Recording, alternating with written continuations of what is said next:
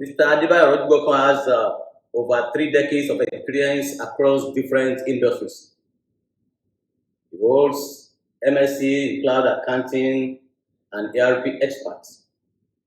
He's a multi-talented, multidisciplinary chartered accountant, a fellow of Institute of Chartered Accountants of Nigeria, ICANN, a fellow of Chartered Institute of Taxation, CIT. Limited family. It's a rare opportunity and privilege for me to be so invited for this discussion, and I do not take it for granted. Thank you so much. I appreciate you all. Right. Thank you very much, sir. The second professional in the house today, I'll be discussing on the same issue of the role of account reconciliation in risk management. Is Mr. Ayoade Kalejaye. Yes, he will soon join the call now. Yes. So, but just as has been advertised, Mr. Kalejaye has 2 decades of hands operations in banking and finance.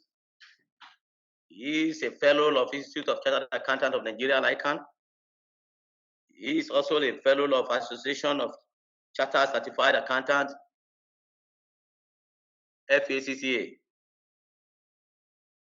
Worked as auditor at City Express Bank. Was at a point a manager, account and reconciliation at Stanbic IBTC Bank, a member of Standard Bank Group. Was also at another time head of reconciliation at Union Bank of Nigeria. At the moment, he is a senior consultant at Business Kinetic Nigeria Limited and a researcher, a scholar at DCU Business School, Highland. Also have powerful people in the house that's also be joining the same session. I have my MD, Dr. Akiyele Okeremi. He's a veteran in the field of reconciliation, accounting, IT. He's a multi-talented player. Also, we have Mr.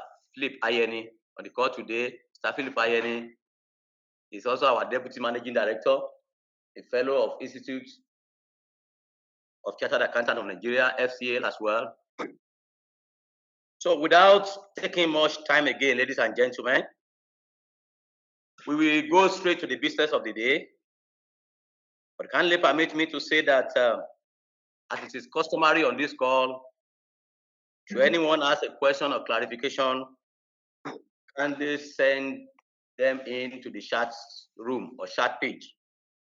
Please relax and let's enjoy the session together. You are all welcome. Mrs. Fawole, over. Thank you, Mr. Salako, for the introduction. Once again, good morning, everyone.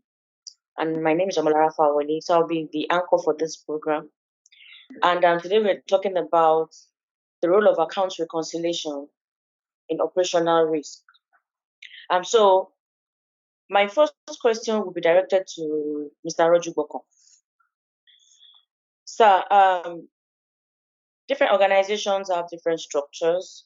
We realize that most organizations have finance departments. Some call it accounts departments, depending on their naming nomenclature. So apart from the banking industry, where we know that their day-to-day activity, all their operations has to do with finance, there's some organizations that are not, into banking, and they have this department, say finance or accounting. So can you please explain to us the concept of risk in relation to finance or account operation generally? Thank you, Madam Omolara Fawole. Yeah, risk is an everyday thing, and we all know that. We use it colloquially, but technically, when you say risk, it's a situation where an uncertain event may occur that may prevent you from the company from achieving the set objective.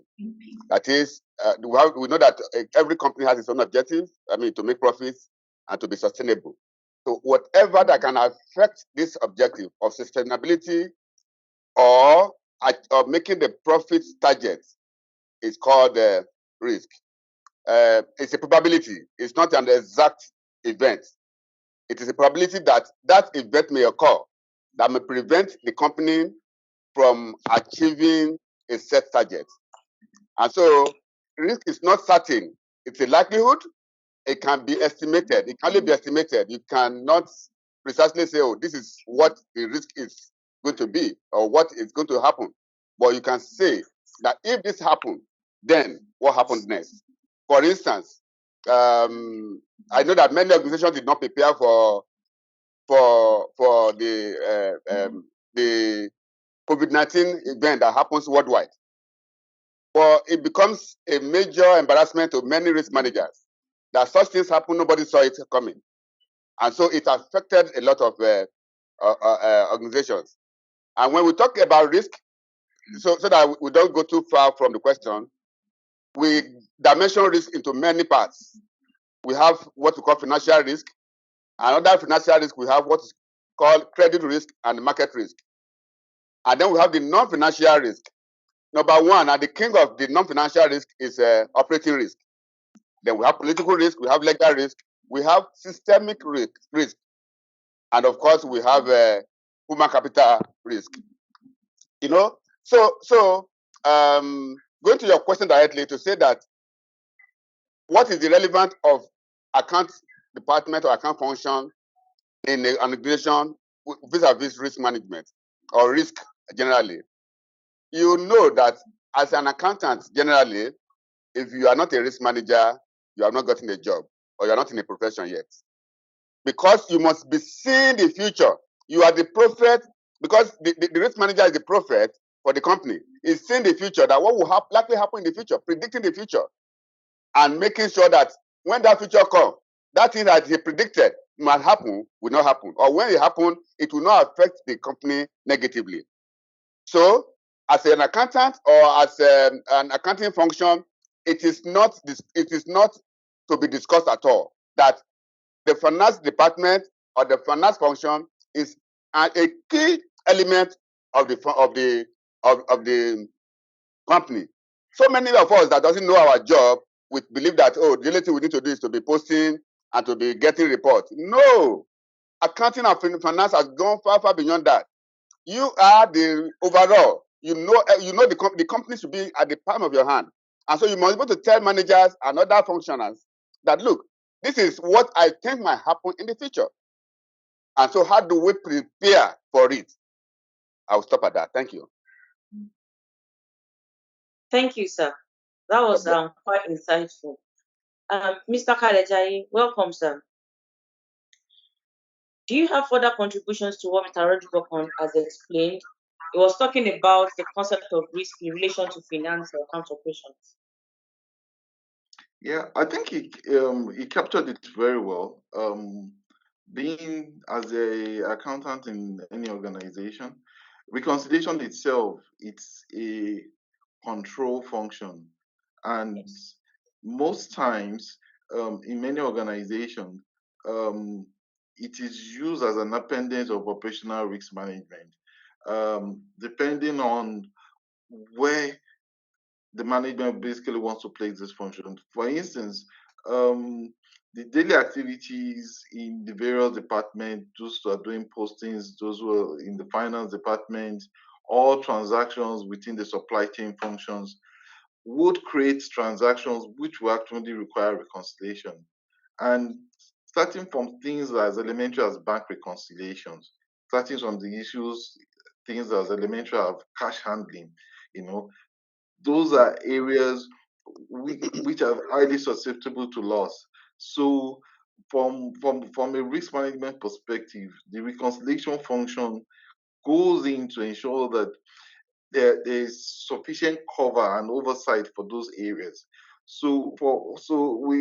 Without, when you wear the cap of an accountant or even as the reconciliation officer, indirectly you'll be responsible for those functions, and um, if you do not keep your eyes on the ball, I mean, the organization could be exposed to significant losses. So I'm not sure I could capture it better than the way he has captured it. You have to wear all the hats. You are the from the business side, you must be able to give an input. From the operational side, you must be able to give an input. From the risk management perspective, also, you must be able to give an input of what others are not seeing, but you are seeing. Also, you also have to be careful that you don't sound as an alarmist, because business also is all about risk. Without risk, there's no returns. So it has to be calculated in every organization so that it's balanced and the organization can move forward. Thank you. Okay, thank you, Mr. Alexander. And that takes me to the next discussion, which is about the impact of risk. So, Mr. Khalaja, this is to you, sir. Can you please enlighten us on the impact of operational risk? This time around, it is in relation to how organizations can minimize write-offs, quality of assets, and the priority of liabilities. Okay, so just to refresh the minds of the participants of this webinar, I mean, in 2009, Lamido Sanusi, who was the governor of CBN, wielded a big stick and sacked, I think, 5 MDs. Essentially, I think the bank at Union Bank, AfriBank, Oceanic Bank, FinBank, and the rest of them. And the reason that he gave was that the bank had bad loans worth over 1.1 trillion. They had illiquidity, excessive borrowing on the interbank, excessive borrowing from CBN. I was privileged to work in one of the banks, and we went in there to do some work around the reconciliation of one of those banks. I think I joined the bank in, I think, a year or 2 years after. We were basically astonished with the level of write-offs we had. We were confounded. I mean, the write-off figure was so huge, and basically, you begin to wonder that didn't they have any kind of internal processes to manage the reconciliations, where some of their trading accounts and their CBN accounts, the internal leg would run into billions and even trillions, and they couldn't really manage the reconciliation. So after CBN took over and wielded the big stick and the new management came over, I mean, they saw this problem. Apart from having to deal with the issues of liquidity, bad debts, you have to follow those in a logical manner. You check whether those assets are collateralized or not. But again, we needed to clean the internal books. A lot of interbank transactions, they were hanging, other banks were owing them. Give or take, I think the bank wrote off close to 500, 300 or 400 billion naira, in write-offs. That was the largest I have seen in suspense or GL write-offs. So reconciliation is a key function for any organization if they're serious around controls and around safeguarding their assets. Simple instances like trade receivables, for instance. All right, if you have a trade receivable and is aging over 90 days, if you have a trade receivable that is aging over 180 days, if you have a trade receivable that is now 360 days, you need to start querying those numbers to see that why is this entry still outstanding in my books? Why have we presented an invoice to the customer and hasn't paid? Has the customer paid and the money is hanging in one area and the other area and it's not being reconciled? So for an organization to have a proper oversight, it's important that the day-to-day reconciliation of all their GL lines is key, for any LT organization.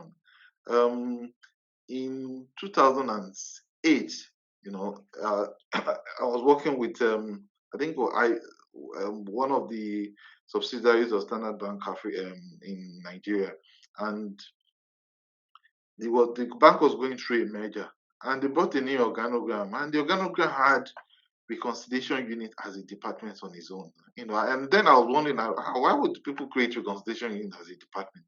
Most times, usually an appendix of, okay, sit down, you guys, of reconciliation, sit down somewhere between branch control or sit down somewhere between internal control. I mean, it's really not brought to the fore. But Standard Bank, in their designing the organogram for Stanbic at that time, created reconciliation as its department on its own. And I didn't realize how serious it was until I'd had opportunity to work in other banks. So in minimizing write-offs, it's important that there's a lot of focus that is given to the reconciliation process, both the setup, the individuals working on that processes, the attention the management gives it, and the seriousness in which the output of that unit is received. Because seemingly innocent transactions easily go wrong, and if they're not detected on time, result to massive write-offs if organizations do not take proper precautions. Thank you, Mr. Kalejaye. In essence, what you are saying is that the risk is directly proportional to the financial statement, the performance of financial statement has a great impact in the performance of financial statement. That is what you are saying in essence. Yeah, so that absolutely. any organization must be able to mitigate against this impact, because they actually affect the performance, the overall objective value of an organization. So, absolutely. Thank you. In view of that, we'll ask Mr. Rodrigo to also chip in an idea or input on the impact of financial performance on the three items there within say 30 seconds: quality of assets, write-offs, and proprietary of liability. Mr. Rodrigo. Thank you so much. I don't need to say much because I have I'm a erudite professional anchoring. I mean, along with me here in the person of Mr. Kalejaye. He has spoken beautifully, and I certainly have little or nothing more to say, rather than to say that me, as an operator, when I was financial control, internal audit, compliance, one key area I look at is the reconciliation. For me, an account is the performance of any company is not properly measured until all accounts are duly reconciled. For me, there's no control account. Your control account must be zero, or that you have a good explanation for why the figure is outstanding in the control account. For instance, you are talking about liability. Somebody may just put something into the control account or into a reconciliation account, and that will not be reflecting the proper description of that item in your balance sheet. And so your trial balance, your liability will not be adequately represented if there are items that are supposed to be in liability and you're posting into a control account, for instance, or even your bank reconciliation. If there are payments in your bank reconciliation that are not reflecting into the appropriate accounts it's supposed to reflect, then your categorization of your balance sheet items are not properly described. So I believe, without doubt, that reconciliation and the risk of reconciliation has to be properly mitigated for us to have a true and fair view of the performance of any organization. Thank you. Thank you, Mr. Rojuk Boko. So the next item we'll be discussing will be about fraud control. Mr. Rojuk Boko, can you please shed more light on how account reconciliation can help to control fraud in organization? And the focus now is on fraud control. Okay. Now, let me just tell you a bit about fraud itself. The word fraud is an abbreviation. Abbreviation of financial reward acquired under deception. Financial reward acquired under deception. So for a fraud to happen, there must be an intention to defraud the other person or defraud the company. Of course, fraud is deliberate, no doubt about it. It's intentional, and it's an act to conceal or an omission done by a person calculated to deceive or mislead the people. So reconciliation as an act in a business environment will help to unveil or reveal acts of fraud, because I've seen so many things on practical note. In fact, the first fraud I saw as a junior accountant then was somebody will tell you that an account is outstanding, and an item is outstanding in reconciliation, bank reconciliation, for instance. Meanwhile, that amount has been taken out from the company's account, and they just left it in the reconciliation. At the end of the day, you will write off that, on reconcile item, board should approve for money to write off. No. Everything that found its way to the reconciliation statement must be explained, because reconciliation statement is reconciliation itself is the explanation of the difference between a record and another record. It could be internal, it could be external. That is your ledger and your bank. That's external, internal to external. It could be internal, your ledger reconciliation, your control account. So that if there's any item that's outstanding on the reconciliation, it must have proper explanation. But errors do happen, of course. Errors is an international act. It's an unintentional act made unknowingly by a person who lacks knowledge of the real situation or due to oversight on the part of the individual. Oversight will happen. However, sometimes when error becomes consistent, so that's why it can become a financial loss to the company. When somebody that lacks the knowledge to do reconciliation, for instance, if you bring a religious study graduate to be your accountant and is doing your reconciliation and is putting your debit into your credit and everything, it is not intentional. However, a smart guy that is having intention to commit fraud may see this, I say, okay, and quickly do some few things and commit the company to pay for what it's not supposed to pay for. So a consistent and continuous error can bring financial loss to the company. And so, and it's through reconciliation that such errors can be detected and highlighted for solution. And some of the drivers of fraud in teams generally, in a company or in a financial team, for instance, if you don't have knowledge, if you don't have, if there's a key man, we call it key man risk in its own. If it's only one person that knows it all in the finance department or in the company, that's a problem. Then if there is no rotation among team members, you share your processes, you share your knowledge like we are doing now, then segregation of duties, nobody should see the process through. And no single individual should see the process through from the beginning to the end. At a point in time, there must be segregation. You do this part and do this part. For instance, if you are doing reconciliation, somebody must be able to check the reconciliation is actually correct. Because somebody can also impute figures, apart from, impute figures from an external source into the reconciliation, and then say that he has done the reconciliation. However, there must be a control process that when somebody finishes the reconciliation, another person must check. And then the reward and recognition system, if it is weak in any organization, it also encourages fraud and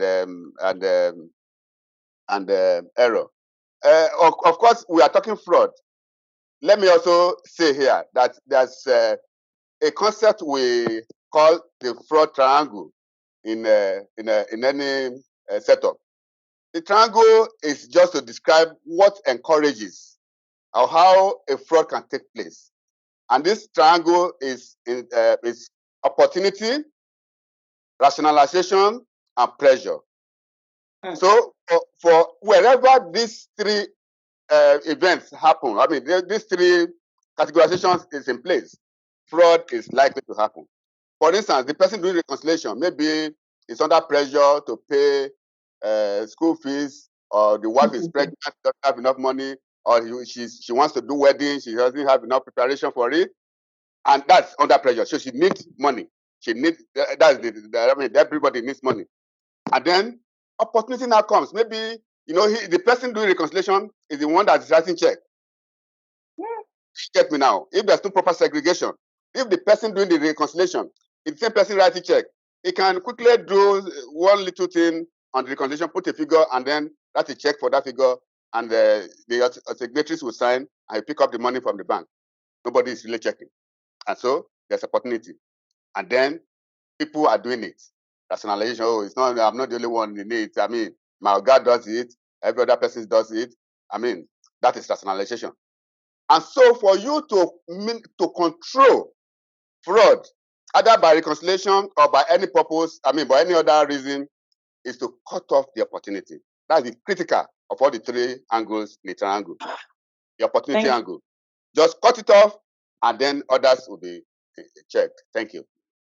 Thank you, sir. So in summary, what you've said is that it is important that for reconciliation, items need to be properly investigated, and also organizations should avoid drivers of fraud such as key man risk. Account team or anybody handling your accounts not having enough knowledge. And also you spoke about segregation of duties so that they can like a maker checker. So it's not the same person that initiates that approves. You have these duties spread across board. And I've also mentioned the fraud triangle, which is quite interesting. You mentioned the opportunity, the pressure, and the rationalization. So thank you for this. This is quite insightful. You are really breaking it down. Mr. Kalajaye, do you have, in 30 seconds, do you have additional points to chip in to what Mr. Roger Bokman has just explained? Your mic is muted, Mr. Kalajaye. Hello, Mr. Kalajaye. Okay, so okay. Just to, I think he captured it absolutely well. I mean, I know it's coming from an internal audit kind of perspective. When you have auditors in the house, they're able to just land issues around fraud because that's basically bread and butter for them. But I think he's captured it especially well, especially for the fraud triangle. As much as possible, you cannot have a process or a system whereby you have weak internal controls. That's what it means. Issues around rotation of duties, key man risk, segregation of duties, those are basic things that organizations have to input in their policies and not only document it, ensure that it's carried out. Mr. Kalajaye, sir. Mr. Kalajaye, sir. Yeah, you have been head of account reconciliation department or units in so many banks. Can you just tell us in 30 minutes how account reconciliation can actually help us to control fraud? In 30 seconds. 30 seconds. Okay. Well, basically, and I would liken it to the situation where we are right now, especially for when we're doing a lot of e-based transactions, electronic-based transactions.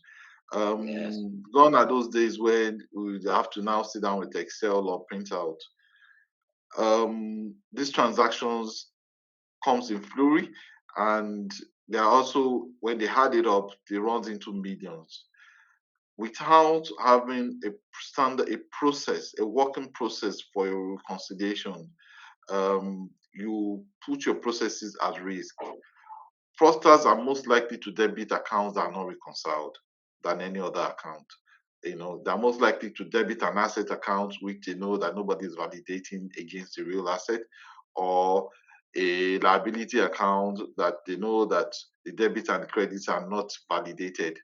So that creates the opportunity.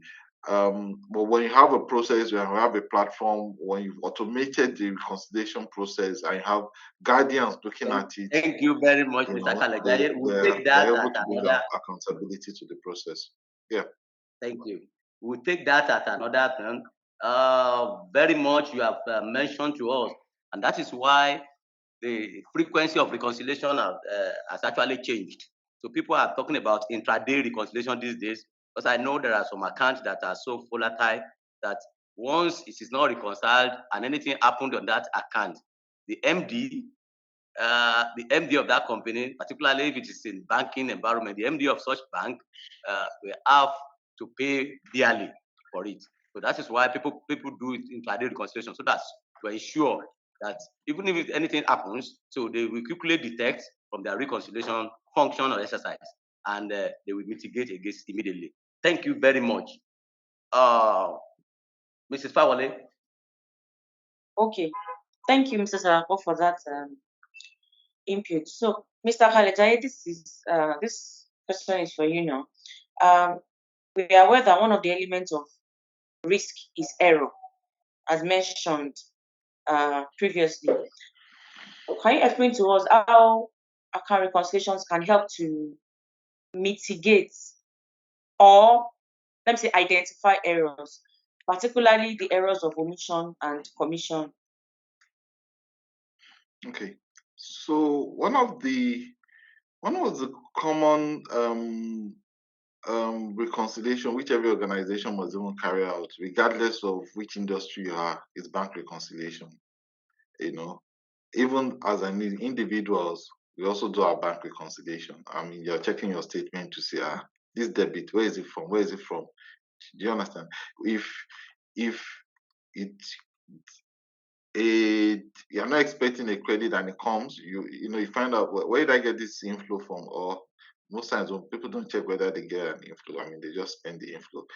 And they say debit in their account, they like, where is this debit from? I'll have to go to the bank. I wasn't expecting this debit and all that. At times, it could be an error.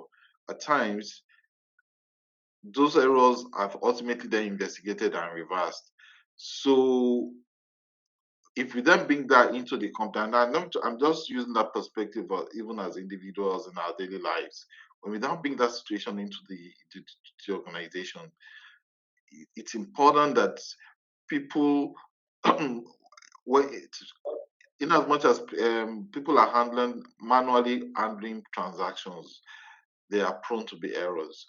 Even when we create robots, and if you do not program them well, there could also be errors. It's not as if anybody might take advantage of it, but if you have an internal process, a reconciliation process, which is quickly able to detect that this is happening, you can nip that errors in the bud and make those corrections. Because again, errors and omission, if they keep happening, and those things are not corrected, they then create an avenue, an opportunity for a fraud, individuals with fraud intentions.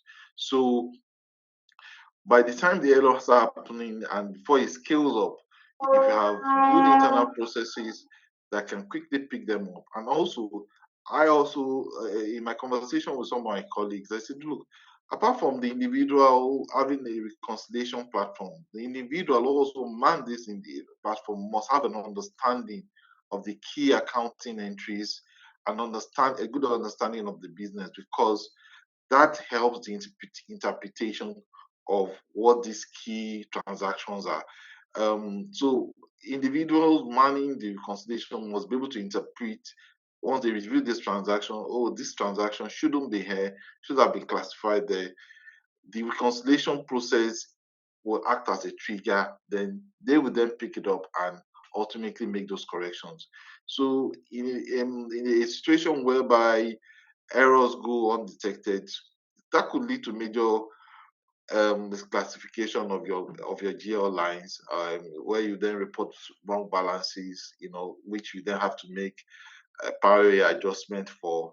Those things are really not tidy in the view, especially the management. The things they frown hard. Yes, you make them their errors, but making year-end adjustments or media adjustments for profits or lines that they believe are fully reconciled doesn't really portray anybody in good light. So it's important that apart from having a reconciliation process that is able to spot, you must also have individuals that understand the transactions and are able to make these corrections. That way, you're able to bring that accuracy and the integrity into your product, into your processes, processing functions.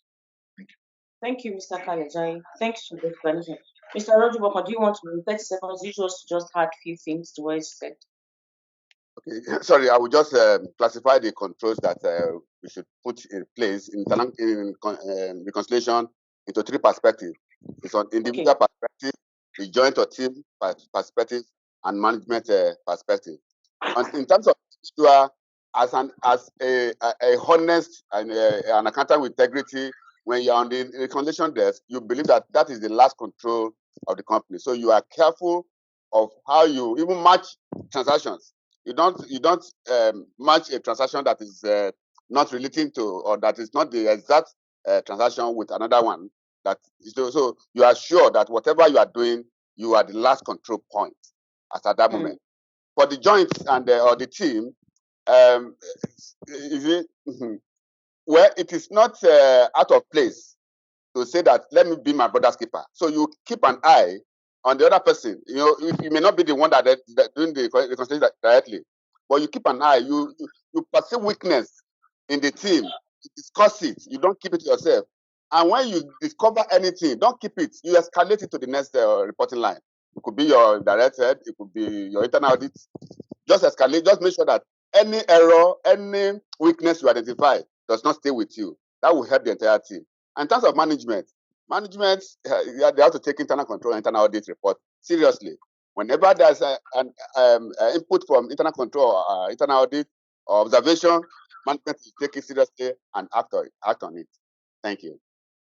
Oh, thank you, sir. Thank you, sir. So in some way you've said is you've broken that into three: the individual, which has to do with the reconciliation officer matching the items correctly, and then for the team, there should be escalation when there's identification of weaknesses, and also you've mentioned that management should take management reports such as control reports seriously. Thank you, sir. So Mr. Rojuboko, I want to ask you. Please, Mrs. Fawole, please. May I quickly add to the fact that most of these errors, they are committed at the point of data input into the system. When I say data input to the system, reconciliation having to do with comparing and contrasting two independent records, the records that are coming from core banking, for instance, or accounting system. So, when you are posting journal, of subsidiary accounts. So if you are, because we are discussing error of omission here. If the error of omission, if you have actually excluded a particular transaction, that transaction doesn't come into your book. So most of the issues that we are having at the back office, as reconciliation officers, as control officers, most of them are created by the front desk officers. They are not apology if they are there. Don't tell them that I've said so. But that's the truth of that's the truth. So now, what I'm trying to emphasize here is that for the error of omission, the transaction has been excluded. So the only thing that will happen, reconciliation function will enable you to fish it out. Because in the other book, it has been recorded, so it will be outstanding on your own book. Yes, sir. And you see that this particular transaction is still outstanding, and you can take appropriate action. Yes, please. Okay.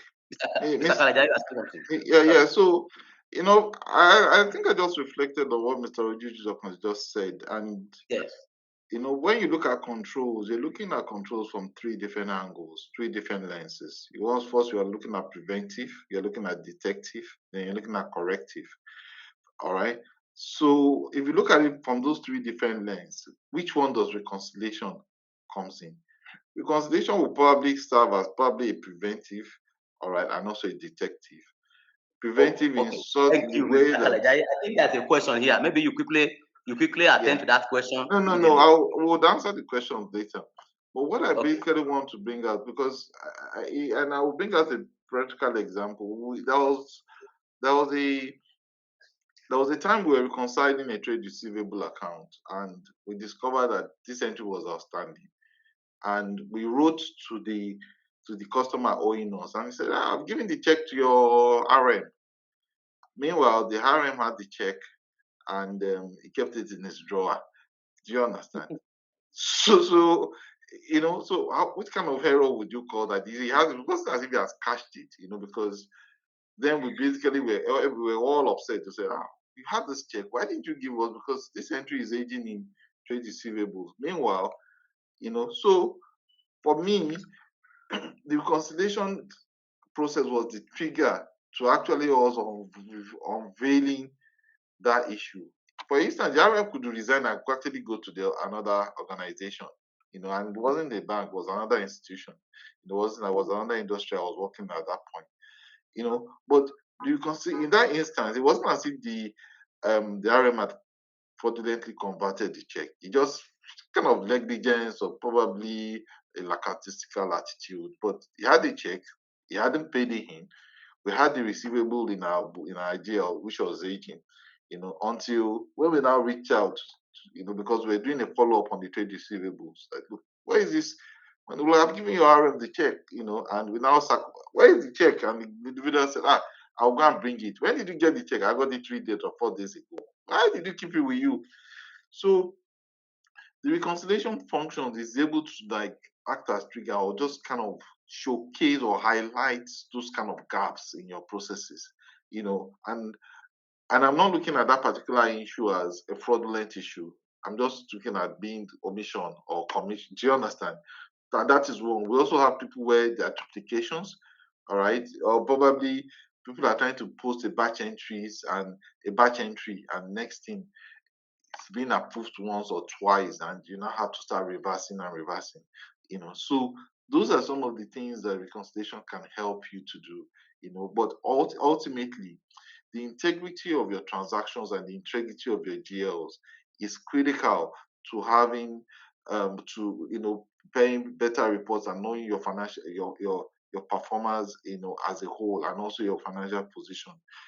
So it's important that there's a lot of focus and importance that's placed on the reconciliation function, and it should actually be brought to the fore. It's actually a key part of an organization in operational risk management process. Thank you. Quick one, All right. sir. Quick one, sir. Sorry. I also mentioned in terms of when I was talking about joint or team control, to say that everybody must be interested in the process, the process chain, the reconciliation chain. Consistent, I keep saying that consistent omission, error of commission or omission it can lead to a lot of damages to the financial integrity of the financial performance of the company or the reporting. So what I'm saying is that wherever a weakness is discovered, not necessarily in the reconciliation department alone, if it's the source, if the error is coming from the source, the reconciliation officer can make a recommendation. It's not a mechanical person. He can make a recommendation to say, look, my problem here is from the source document, is from the posting. Can we look at who and the integrity of the person posting, or the knowledge base of the person posting, so that you can train him or her to know how to post and post rights, so that it will reduce reconciliation issues. Thank you. Okay, thank you very much. Before we continue, we have about 2 or 3 questions here. May I please request Mr. Kalejaye to quickly respond to a question or clarification raised by one Mr. Damilola. He's talking about that Clarec, how can Clarec be taken to another level of better Clarec is better reconciliation? That's the way he has put it at the end, summarily. And I know Mr. Kalejaye is the veteran. Mr. Kalejaye has used the application that Mr. Damola is talking about for over. Okay, so yes, for over 15 years. So yes. So I think my first love relationship with Clarec was in 2007. 2007. So if you say 15 years, you probably will be right. And when we started using Clarec as an attended process. That means you trigger your reconciliation. You go into the account, But again, as organization and company and your processes begin to scale, you might not be able to manage the attended process, in a very efficient manner. So you have to sit down and think through. But what I tell people is that apart from even Cleric, if you're looking at reconciliation, one key critical requirement is for you to standardize your narration. If you do not enrich your narration, I'm not sure there's any magic the reconciliation platform can do.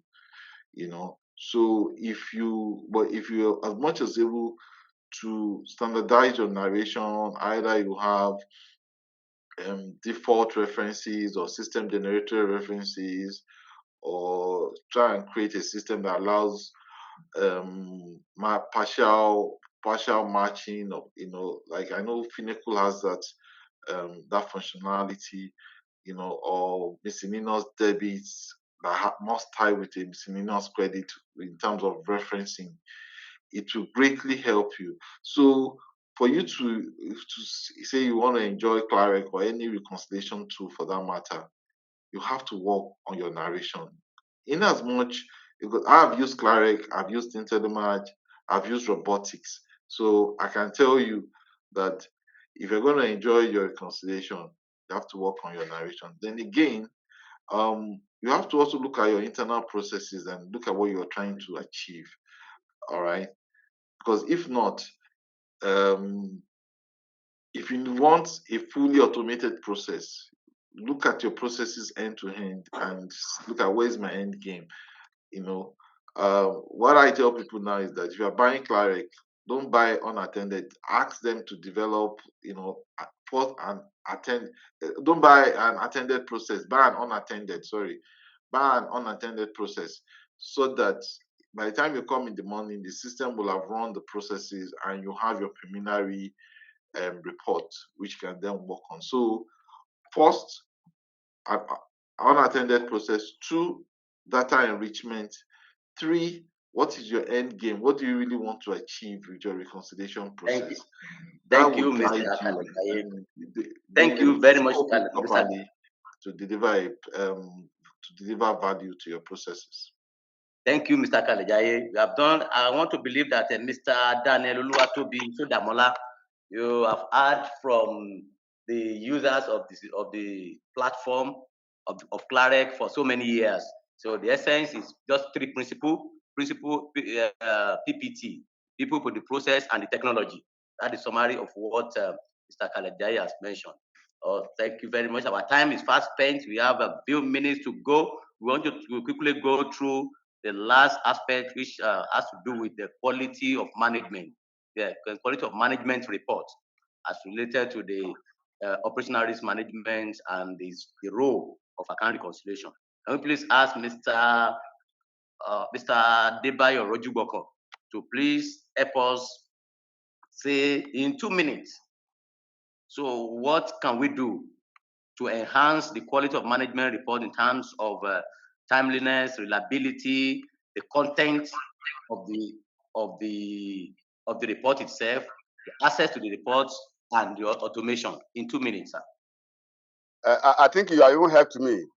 You have helped me in the sense that the last word you said is all we need to have a smooth management reporting system. Don't forget that management reporting system is a process of giving a feedback to your reporting lines on the performance of the company, to management, and to board. And so for you to have a perfect system, you have to automate. You automate your system, thereby it will get you get the report simultaneously as things are happening. You can be downloading the reports and be getting. In fact, in these days, we don't even need to download. We have a dashboard that you can sign into. So a management report system must have a dashboard. I just sign into as transactions are taking place in one branch or the other. You are seeing it reflecting on the GL and the accountings that the reporting systems that you need to see. Is it the profit you want to see? By minutes, you see timeliness. And talking about types of reporting, I mean, we have operating report, we have financial report, we have trend report, we have analytical report, and so many other reports. So depending on which aspect of report you are, you should be able to, make sure that the process is automated.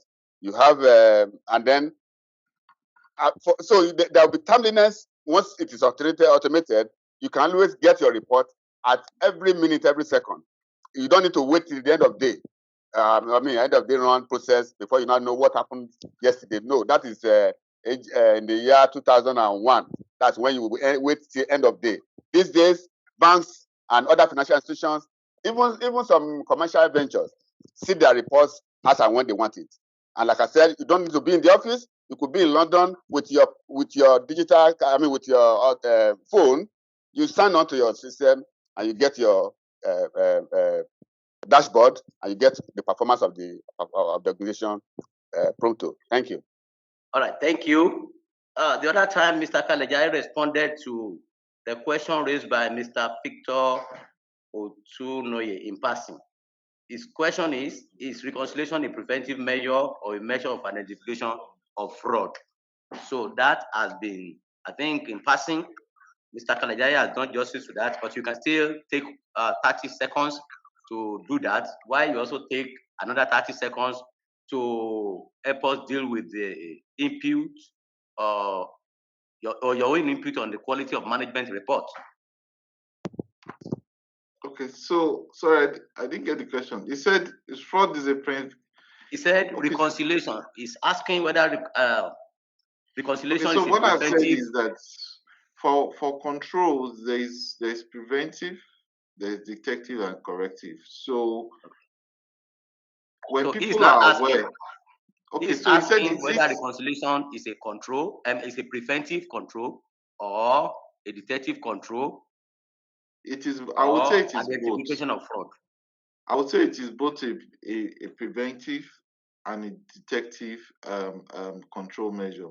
The reason being that when people know that these accounts are being reconciled, it could serve as a deterrence, for whatever, and it eliminates that opportunity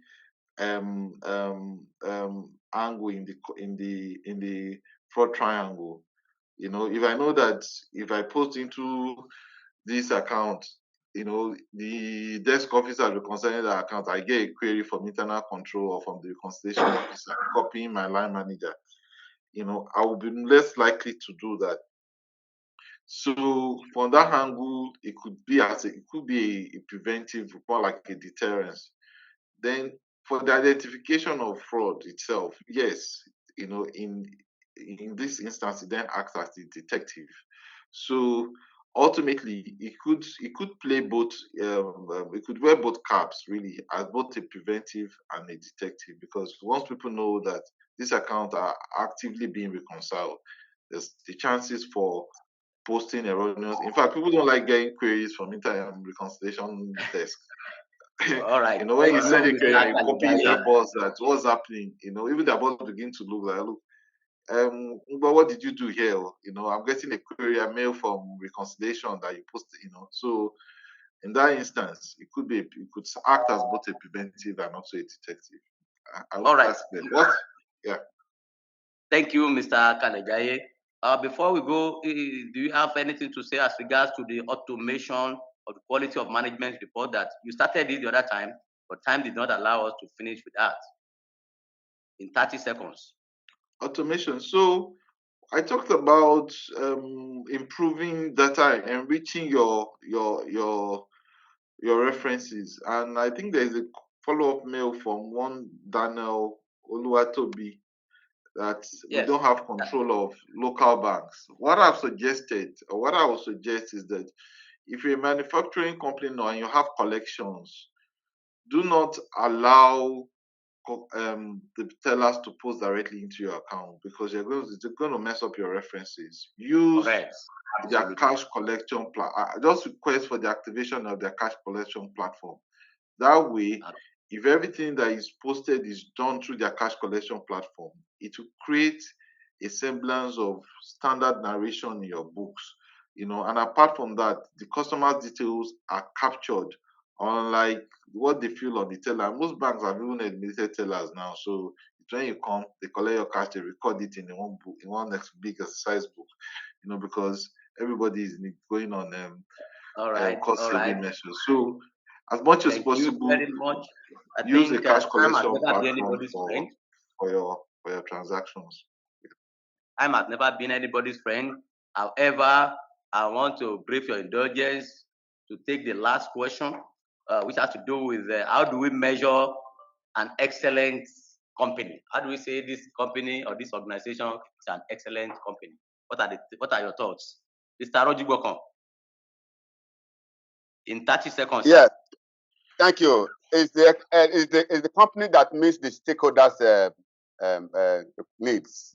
When I say stakeholder now, both internal, external, shareholders, public, government, any company that is able to meet the needs of each of these stakeholders is an excellent company. Thank you very much. Mr. Kalejaye, how do you describe an excellent company? So a few years ago, I was opportunity to work with the current MD of Stanbic Bank, Mr. Wale Adeniyi, and he has a word that he uses regularly, which is operational excellence. And operational excellence means having a mindset that embraces principles and tools to create a culture of excellence within an organization. It means that every staff in that organization must be able to see, deliver, and improve the flow of value to the customer, regardless of where you are, from both the top and to the cleaners. It was a word that I was very passionate about, and he uses it. And Mr. Wale Adeniyi is an operations man, and he's now the head of the bank. So just to show you that when you have that kind of mindset, there is nowhere it cannot take you to. Normally, most banks don't use operations experts as their MDs. They probably use people in business and or risk. But as an operations in the manager, he was able to raise the bar, even for those that work with him. Any organization that is consistently able to build that operational excellent mindset in their staff will be seen as an excellent organization. So those are my parting words. And as individual, we must learn to also imbibe that in whatever things or fair of life that we find ourselves. Thank you. Thank you very much, Mr. Kalejaye. Mr. Rojigbokon, thank you very much. I introduce the captain of our team in PFS, Dr. Yeli Okeremi, to us when we started. So he has a word or two to greet the entire team. Doctor, sir. Well, first of all, I want to thank everybody for taking time out to attend this webinar. I have actually enjoyed myself. And I have to thank my both professors, Professor Kalejaye and Professor Rojigbokon. Whilst listening to you, I had no choice but to say that these are really professors. And I said this without any fear of equivocation, and I've used all sorts of responsibility. Because what do professors do? Professors do not just say what comes to their head. Everything they do is based on evidence. And these two gentlemen have demonstrated rigor, and they've also demonstrated not just regurgitating what other people have said. It's possible for people to do literature review and they say according to this, according to that, but they have also been able to say things according to themselves. And the insights that they have brought up are very, very good. Thank you very much. And I also thank the two anchors, Omolara and BC. Thank you very much. But most importantly, I thank the audience. And I thank your engaging questions. I think there are some questions that are feedbacks. I've seen some questions, some people like Excel.